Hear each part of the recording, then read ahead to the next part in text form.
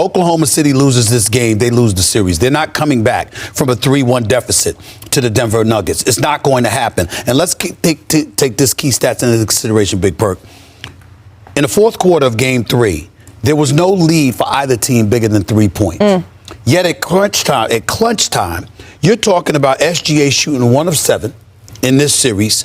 1 of 7 in clutch time. Jalen Williams shooting 2 of 8. With a minimum of 8 field goal attempts.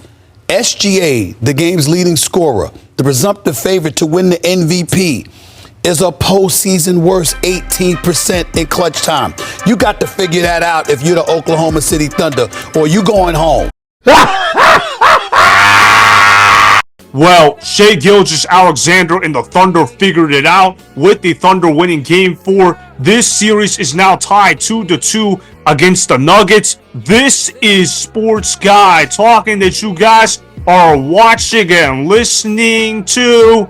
I am Dustin Tran, your host, as I am here today to talk about how Shai Gilgeous-Alexander proves he can make clutch plays in big moments. The Thunder were able to escape Game 4 with a win despite only scoring 92 points. Of course, Shai Gilgeous-Alexander came up with a huge shot for the OKC Thunder with a little over 2 minutes left in Game 4. Before I say anything else, though, I want to present you guys with the topic question. So, here it is. Did Shai Gilgeous-Alexander prove he can make clutch plays in big moments for the Thunder? I'm going to say yes to that question. It was an ugly win. I know that OKC didn't score a lot of points. I know that it did not come easy for OKC, but those are the kind of wins where you say to yourself, yeah, this team can absolutely win the championship. They are built for tough moments. The biggest question mark we had for the OKC Thunder all year was, do they have the ability to win close games? I think the OKC Thunder answered that question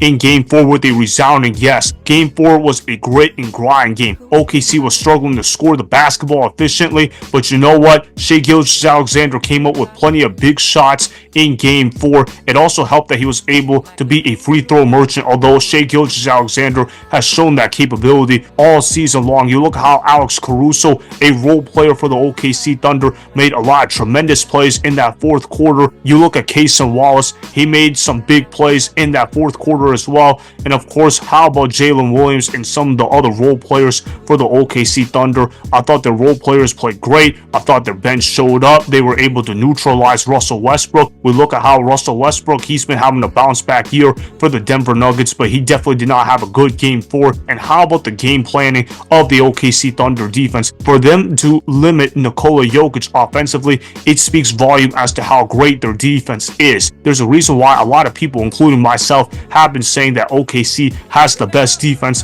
in the National Basketball Association. Games 1 through 4 has been Exhibit A for why people have been saying that about the OKC Thunder. There have been 3 bodies on Nikola Jokic throughout the course of this series, and how Nikola Jokic has been struggling to score more than 25 points a game. You look at how Nikola Jokic is having to labor to score the basketball. He's having trouble getting assists as well. Nikola Jokic is supposed to be a triple-double machine, but he hasn't really been able to do that whatsoever against this ferocious OKC defense. I have a ton of respect for OKC's defense, and that's because Chet Holmgren is an excellent rim protector. I know he hasn't had a great series against the Denver Nuggets, but he has certainly done his job on the defensive end of the floor. You also look at how Isaiah Hartenstein, he's been incredible on the defensive end of the floor. He doesn't score a lot of points, but he gets you a lot of rebounds, and he's been able to match Jokic's move blow for blow, matchup for matchup, and you got to appreciate how Isaiah Hartenstein has been able to make effective plays on the defensive end of the floor. Same thing with Shai Gilgeous-Alexander's growth in the NBA playoffs. I know at one point he was struggling to make clutch shots, but for the OKC Thunder in Game 4, he did exactly that. Even though his shot wasn't falling early in the game, he didn't get discouraged. He still got his teammates involved. He still played great defense, and Shai Gilgeous-Alexander was able to get the job done for the OKC Thunder. I also want to show you guys this clip of Stephen A. Smith talking outrageously about Shai Gilgeous-Alexander. Earlier in the year, he apparently called Shai Gilgeous-Alexander the next Michael Jordan. Although I am a Shai Gilgeous-Alexander fan, that is certainly an outrageous take made by Stephen A. Smith. Of course, I expect that from Stephen A. Smith. Roll the film. If you're talking about just basketball, I got to look at Shai Gilgeous-Alexander.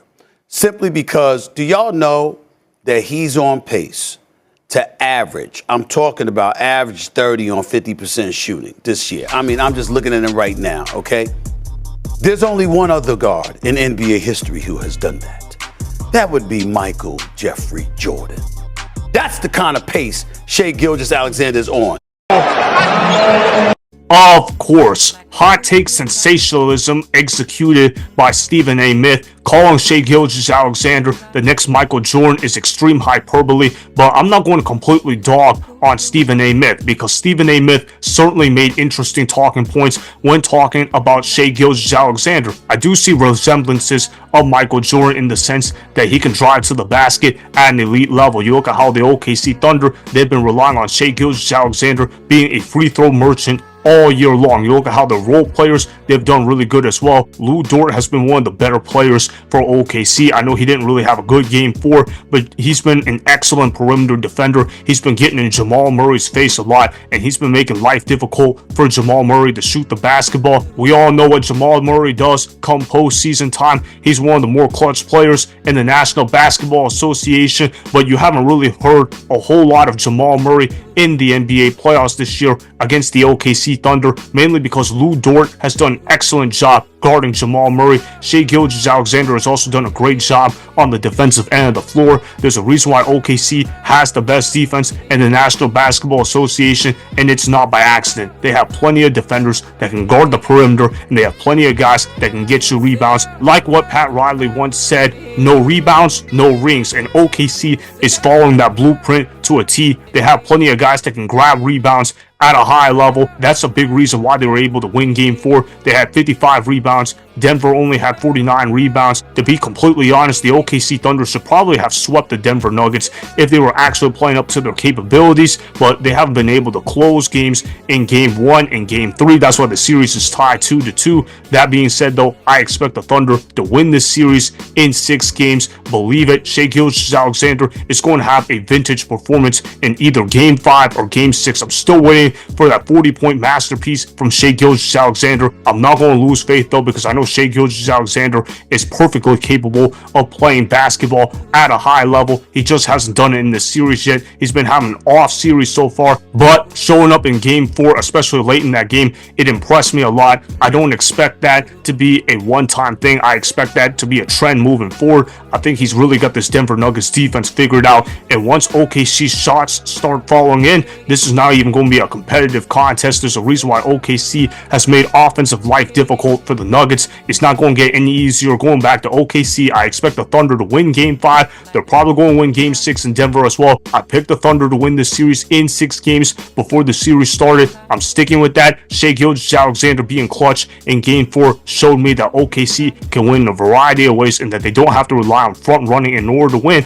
But even so, OKC has an elite defense, and their offense is going to be good enough to get production. And if you can score, you can win basketball games, especially with the defense that they have. I fully expect the OKC Thunder to win this series in 6 games. Shai Gilgeous-Alexander is going to show the world why he deserves the MVP award over Nikola Jokic. So that is why Shai Gilgeous-Alexander proved to be clutch in big moments for the Thunder, as I expect the Thunder to beat the Nuggets in 6 games. Remember, go ahead and subscribe to Sports Guy Talking, like the video, and please comment down below. If you guys do that, I may shout you guys out in my Instagram story every Monday. That will be for the @DustinStran Instagram account. Make sure to follow me on Instagram @DustinStran, and that's Sports Guy Talking. Also, go follow me on Twitter @DustinStran. Again, go ahead and do those things that I just told you guys to go do. Hopefully, you guys enjoyed the content that was just produced. Peace out. I hope you enjoyed that video. Want more Sports Guy Talking, the home of great sports content? Make sure you click that subscribe button to get the latest from Sports Guy Talking.